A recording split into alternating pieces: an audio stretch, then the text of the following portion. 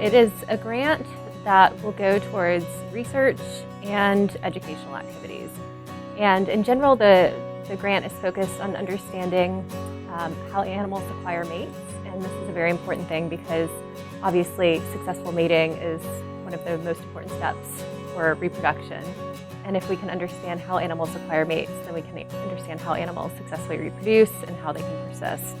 There will also be a lot of students involved in the research, which is really wonderful. So over the course of the 5 years, about 25 undergraduate students and 3 graduate students will be involved in both theoretical and empirical research.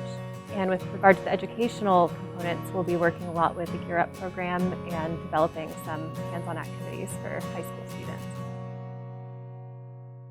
I was Dr. Klug's first graduate student, and I worked with the Gear Up program. We dissected sharks, and I'm sure that's the first time that those students had ever gotten to touch a shark, and especially touch the insides of a shark.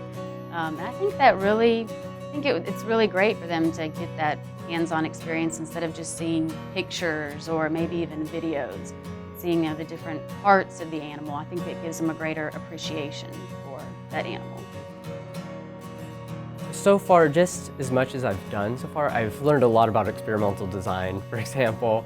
Just throughout, I've learned a lot about social learning, just from my readings, in order to better understand how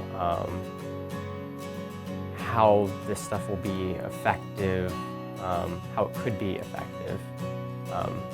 And really that's what I'm trying to see, is if it will be.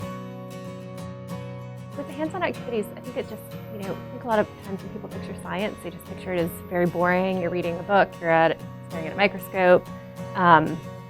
And doing more hands-on activities, I think that really gets students engaged, and it lets them know that science is dynamic and it can be fun.